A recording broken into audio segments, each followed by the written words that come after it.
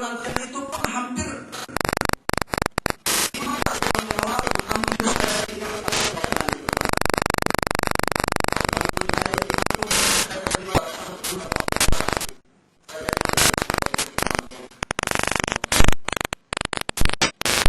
tinggalkan pelayanan, mulai hitung kalkulasi, hitung kolektif 9.000, bandingkan dengan gaji seorang dewan, uang perumahan, uang kesehatan, uang sitan, semua saya peliti. Wah, ini lebih.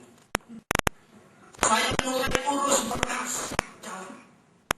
Hampir tiap hari kita bertengkar dengan istri, karena istri saya tidak setuju. Tapi saya bilang, bodoh.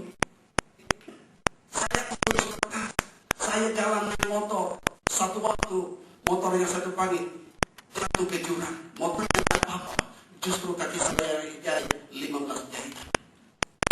Saya dibawa masuk puskesmas. Seorang anak muda datang melapor ke istri saya. Oh, masuk di puskesmas. Kenapa? Jatuh dari motor kakinya luka. Istri saya tidak datang, malah dikatakan sama pemuda itu, sampaikan sama Om, bertobat. Ini kan ngeri, saudara. Saya sudah ada lagunya, cita-cita waktu itu akan ada sakitnya tuh di sini. Iya, pikir saya istri saya mau datang gitu ya. Kasih tahu Om, habis tadi baru pulang tuh. Waduh, dia mau bilang, di mana nih?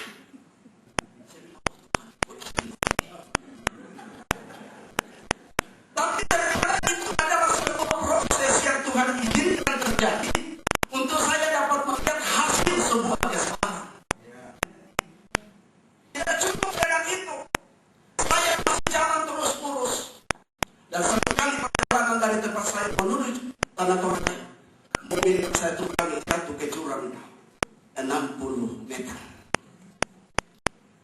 Sekarang bukan kaki yang jahit, kepala yang jahit 23 jahitan. Tapi waktu itu istri saya sudah datang. Berangkat, ini naik bis. Lalu saya sampaikan waktu itu sama pendeta Federa Costa. Lalu dia bilang sama saya, harusnya sedemikian. Siapa yang jadi Yunus di atas bumi itu. Saya katakan, saya yang jadi Yunus yang membuat orang celaka. Sudah keluar dari rumah sakit, depan syukur di depan saya. Saya pun pendeta Federa Costa. Sebelum khotbah, dia katakan dari mimbar, satu lagi yang anak yang tidak bertobat, jangan kesana. Saudara-saudara, waktu itu saya betul katakan, Tuhan, aku bertobat. 3 bulan kemudian ada Tuhan pemuda kembali. Sementara di pesawat selalu lihat awal di depan, oh Tuhan, sikit ini supaya saya bisa tiba di Bali dengan selamat. Saudara-saudara yang terkasih, dalam penantian dibutuhkan semua sabar. Dan Alkitab kita mencatat orang yang sabar adalah memiliki pahala. Saya percaya setiap kita punya masalah, punya pergumulan. Saya pernah. Tapi saudara-saudara, saya boleh bersyukur ternyata Tuhan sayang saya. Saya boleh pakai logika saya, pikiran saya. Tetapi ternyata Tuhan yang terbaik. Mengapa Yeremia waktu itu teguh? Pertama, dia sangat yakin bahwa Allah tidak pernah merancangkan sesuatu bagi kita yang akan membinasakan, tetapi selalu mendatangkan keberuntungan. Inilah yang dia pegang.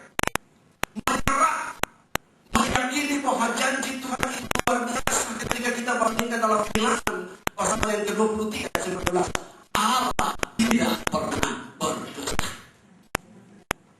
Allah tidak pernah berdusta. Saya banyak pengalaman dalam pelayanan. Ketika waktu itu kami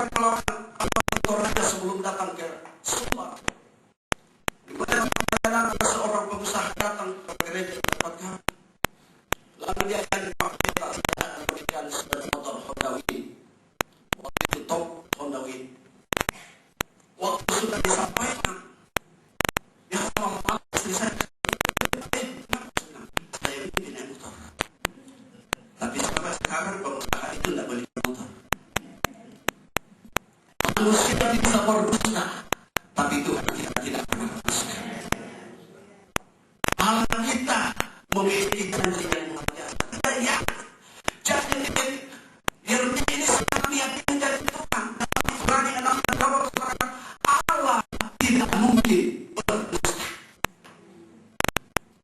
Saudara-saudara, inilah yang membuat kita sabar dalam menghadapi sebuah penantian. Sebuah penantian. Karena ketika kita bandingkan dalam kitab Nahum pasal 1-3, ayat itu berkata bahwa jalan Tuhan itu adalah putih-putih. Sekali kita berada pada kondisi kelihatannya seperti tidak menguntungkan, tetapi di dalamnya ada rencana Tuhan untuk masa depan. Begitu, saudara-saudara yang terkasih dalam Yesus, sangat meyakini janji Tuhan. Ini yang membuat dia. Saudara yang saya kasih dalam Yesus, kesabaran itu terus membuat saya untuk melihat perbuatan Tuhan yang luar biasa. 2 tahun yang lalu saya ke Israel. Sampai sekarang saya tidak tahu siapa yang bayarkan tiket.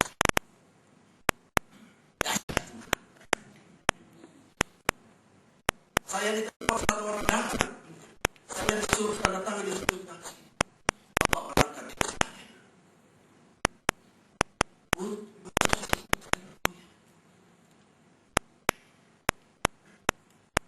Saya memang ada teman kasih saya gambar foto berkat Israel. Saya berdiri di ruangan doa saya. Biasanya kalau saya bangun pagi sudah doa, biasa saya masih pegang-pegang. Ya istri saya kalau dengan begitu, saya mungkin saya dengan anak bodoh. Tapi saya tidak begitu. Waktu itu menjadi kehendak saya berkata, Tuhan, terima kasih. Sampai sekarang saya tidak tahu siapa yang memberikan tiket. Yang saya tahu, Tuhan luar biasa. Dahsyat Tuhan. Saudara-saudara, dia menolong dalam pelayanan. Tuhan percaya dengan saya, dan ini sangat biasa. Sehingga beberapa waktu yang lalu ada ibu-ibu dari Bekasi masuk ke tempat kami karena lewat hutan, tidak juga dapat kampung. Waktu dia menurun nangis, dia bilang, siapa yang ada tinggal di hutan begini? Dan begitu, sampai begitu tanyakan. Dan satu kesaksian setiap pergantian pendeta Protestan selalu datang di rumah anak saya. Dan itu Bapak di sini berapa? Karena dia pimpin jemaat hampir 200 kakak, sedang saya hanya sekian. Gajinya Bapak berapa? Saya bilang 30 di 1 bulan. Itu. Orang selalu juluki saya di kampung itu dengan sesuatu besar pasar. Bilang pendeta ini pendeta kaya. Saya bilang kenapa dengan kaya? Tidak pernah susah, selalu tertentu. Haleluya. Makanya kalau saya tinggal dengan orang-orang yang tidak bisa berdoa, agaknya sakit, saudara-saudara. Makanya waktu awal saya masuk MP, ada teman bilang, kalau kamu berwibawa, kurangi ketahuan. Saya bilang kalau begitu saya sakit itu.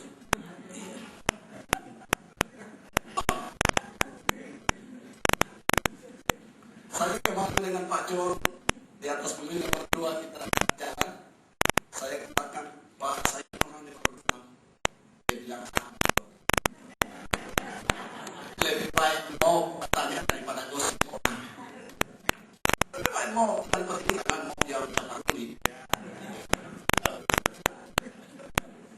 Saudara-saudara yang terkasih dalam Tuhan, sangat meyakini janji Tuhan. Ketika ada masalah dan pergumulan, kita tidak melihat namanya, kita melihat janjinya Tuhan. Luar biasa. Saya menikmati luar biasa, saudara-saudara. Saya bisa masuk akal, saudara-saudara. Ketika pendeta ini datang tanya saya, berapa gaji saya? Terima kasih kalau saya kita yang Pak Pendeta bilang ada di Kuala Lumpur. Mana Pak Pendeta? Mana di Singapura? Saya bilang orang yang itu tidak ada. Saya juga tidak tahu siapa yang mau. Tapi yang pasti saya bersyukur bahwa Allah yang melayani adalah Allah yang kasih. Allah yang tidak pernah timbul di hati, yang tidak pernah kita pikirkan, itulah yang Tuhan siapkan bagi orang yang berangkat. Penantian ini sangat luar biasa. Dibutuhkan kesabaran, meyakini dari Tuhan. Dalam Lukas pasal 37 berkata, bagi Tuhan tidak ada yang mustahil. Manusia bisa katakan tidak mungkin, manusia bisa katakan mana bisa, tapi bagi Tuhan. Kami 10 tahun pelayanan di Pastoria, tinggal di rumah Pastoria yang di dinding bambu atau bulu itu. Perhatikan aneh. Toiletnya juga toilet dari bambu besar. Waktu Ibu Yesya Costa berduduk besar, saya pikir bagaimana? Saya kira juga tidak ada di desa, hampir tiap Natal Ibu datang ke tempat kita. Waktu beliau meninggal, ada seorang hamba Tuhan berkata sama kami, "Ya, mata yang perhatikan palakan sudah ada lagi." Saya katakan ada mata dari atas, yaitu mata Tuhan. Saudara yang terkasih dalam Tuhan, yakini dari Tuhan, Tuhan kita tidak pernah gagal. Yang kedua, mengapa kita begitu keras dalam berkata adalah baik nanti menjadi Tuhan, menyerah dalam rancangan, menyerah dalam rancangan Tuhan. Karena rancangan Tuhan itu sangat beda dengan Tuhan. Rancangan Tuhan itu dengan rancangan yang sangat beda. Tetapi ketika kita menyerah dalam rancangan Tuhan, kita boleh berkata seperti Maria waktu malaikat datang kepadanya, berkata, jadilah seperti yang Tuhan kehendaki. Jadilah seperti yang dirancangkan Tuhan. Saya percaya setiap rancangan Tuhan bagi kita ke depan adalah rancangan yang mendatangkan kebaikan. Puji Tuhan. Begitu meyakini dan menyerah dalam rancangan Tuhan. Rancangan. Bukan rancangan. Tapi ketika kita berada pada rancangan ini, kita mengerti ketika kita berada dalam program itu, pasti benar. Saudara-saudara yang berkata di ada banyak rancangan yang tapi kita harus berada dalam rancangan. Puji Tuhan. Yang ketiga, apa yang dia katakan adalah baik menanti, karena dia memiliki bahwa orang yang menantikan Tuhan tidak pernah dipermalukan. Di dalam kitab Mazmur pasal 25 ada satu ayat yang sana berkata, orang yang menantikan Tuhan tidak dipermalukan. Di dalam kitab Yesaya berkata, orang yang menanti bagaikan rawa makin diangkat, mendapatkan satu kekuatan. Ketika kita menanti, karena tidak untuk selama-lamanya, Tuhan menguji.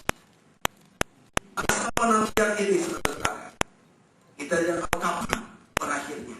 Tetapi ketika kita ada dalam rancangan Tuhan, menantikan Tuhan, kita percaya waktunya Tuhan bukan waktu kita. Dan kalau kita sudah sampai di sana, kita akan berkata segala sesuatu indah pada waktunya. Segala sesuatu indah pada waktunya. Saudara-saudara yang terkasih dalam Tuhan, saya mulai bisa berkata, orang yang menantikan Tuhan mendapat kekuatan baru. Selalu di depan. Puji Tuhan. Saya ingin angkat contoh orang yang sabar dan menantikan Tuhan, dan Tuhan memberikan hal yang luar biasa. Saya angkat satu contoh dari kitab 1 Samuel pasal 16 tentang Daud. Daud adalah orang yang mempersiapkan Tuhan untuk menjadi pemimpin di Israel. Tetapi sebelum sampai kepada posisi yang Tuhan janjikan, ada begitu banyak tantangan yang dialami. Sesudah dia dimurapi, Daud tidak langsung ada di istana. Tidak langsung ada di istana. Padahal dia dari segi hukum, dia harus ada di sana. Dia harus pergunakan berbagai macam cara. Saya harus ada di sana. Sudah ada SK. Kira-kira tahu SK? Sudah dilantik resmi. Tetapi Daud ada orang yang salah. Sekalipun sudah dilantik harus ada di sana. Tetapi kita melihat dalam 1 Samuel pasal 18. Daud dibenci oleh Saul. Ada persaingan. Yang menggerakkan berbagai macam cara. Kalau bisa Daud dimusnahkan. Kalau bisa Daud ditinggalkan, jangan ada dalam istana. Sampai Daud lari, dikejar, mau dibunuh. Dia harus berada di dalam gua. Tetapi puji Tuhan, Tuhan tidak pernah gagal dalam rancangannya. Haleluya. Waktu dia dikejar-kejar, satu sikap dari Daud yang luar biasa kita harus contoh. Waktu dia dikejar, mau dibunuh, tidak pernah keluar